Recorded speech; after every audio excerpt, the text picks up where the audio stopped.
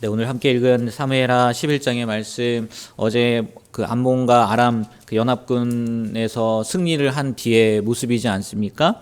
너무나 유명한 말씀이기도 하죠. 다윗이 자기의 부하 햇사람 우리아의 아내를 범한 밧세바를 범한 사건이 기록된 말씀이 오늘 사무엘하 11장에 있는 말씀인데, 오늘 뭐 많이 들어보셨고 또 그래도 다시 듣는 것도 또 우리에게 은혜가 되니까 오늘 말씀을 보면 그 2절을 보면요, 다윗이 그 이제 요압과 그 군대들은 암몬을 정복하러 가지 않습니까? 근데 다윗은 왕궁에서 있다가 늦게서야 일어나죠. 그러니까 뭐 늦잠을 잤다고 할 수도 있고, 아니면 밤새 뭐 다른 일을 하다가 뭐 아침에 잠이 들어서 오후에 일어났다, 뭐 이렇게 생각할 수 있을 텐데, 뭐 우리가 알다시피 여기까지는 그렇다 하겠는데 그 다음에 문제지 않습니까?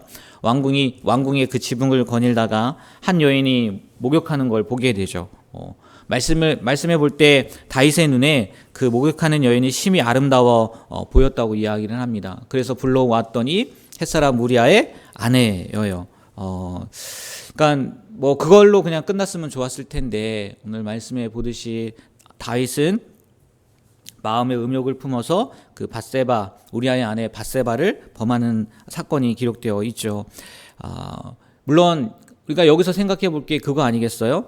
다윗이 그 밧세바가 목욕하는 것을 본 것은 내가 보려고 해서 본 게 아니잖아요. 내가 저 여자가 뭐 이맘때 되면은 나와서 목욕을 하니까 그때 봐야지라고 쳐다본 게 아니란 말이에요. 그냥 우연히 어떻게 하다 보니까 일어난 일이죠.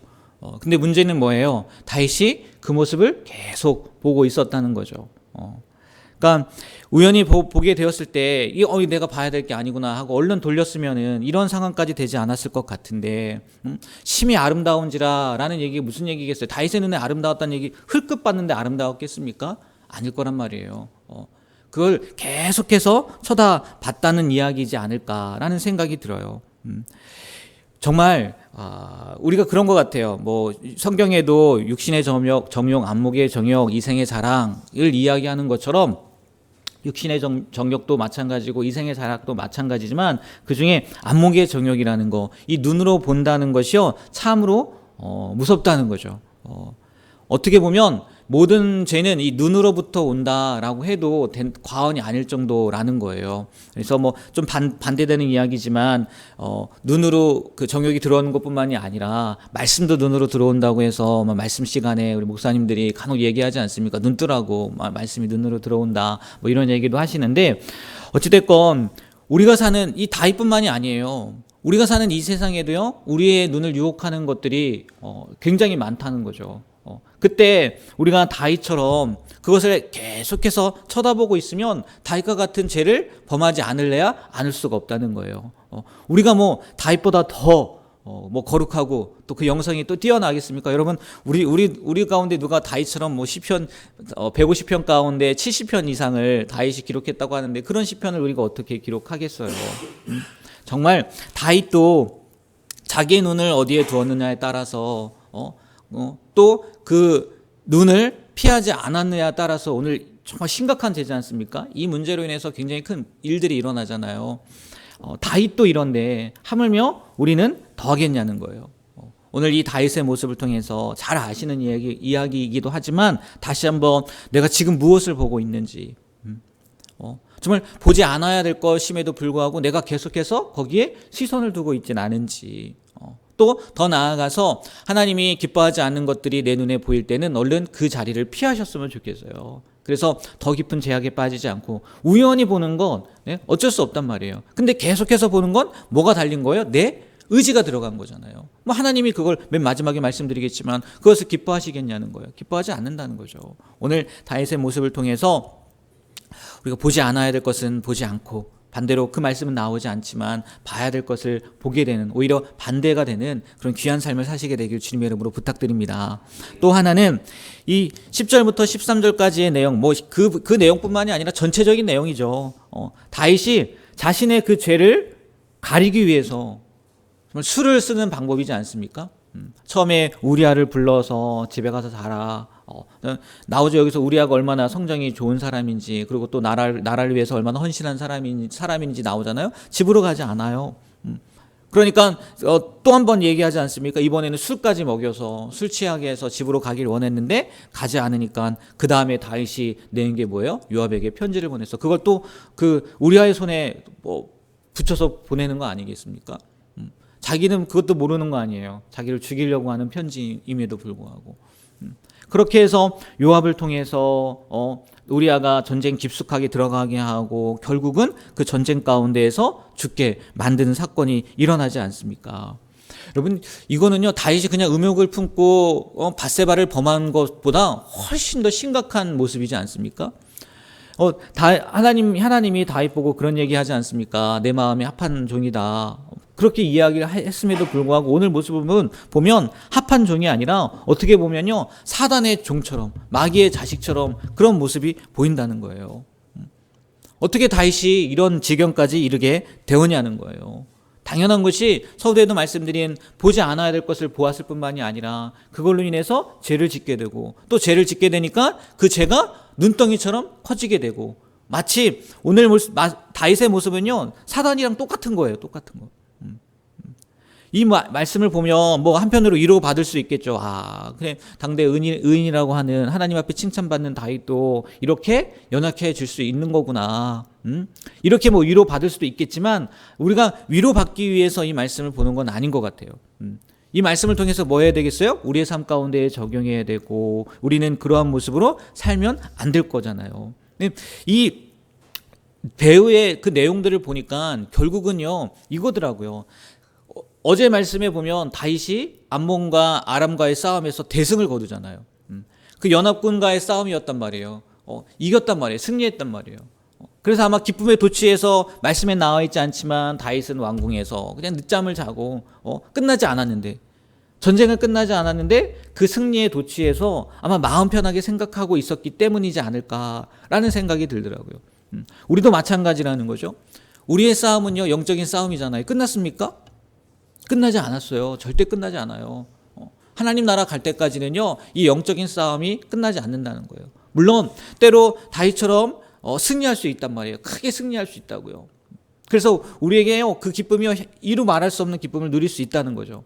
근데 그때가 더 중요하다는 거죠. 힘들고 어려울 때는요, 하나님밖에 보이지 않더라고요. 신앙이 없는 사람들은 좀 그렇겠지만 신앙이 있는 사람들은요, 힘들고 어려우니까 당연히 붙잡을 분이 누구밖에 없어요. 내 힘을 할 수 없으니까 하나님밖에 못 붙잡겠더라고요. 근데 반대로 승리의 날, 기쁨의 날, 그런 날은요, 잊혀질 수 있다는 거예요. 하나님이. 그때 나는 하나님을 잊을지 모르겠지만 나를 기억하는 존재가 있다는 거예요. 누구요? 사단이에요. 사단. 그래? 하나님을 잊었네? 내가 이때가 기회다 하고서 덤비는 게 누구예요? 사단이에요. 그러니까 그 사단에 넘어가니까 진짜 사단처럼 똑같은 행동을 하지 않습니까?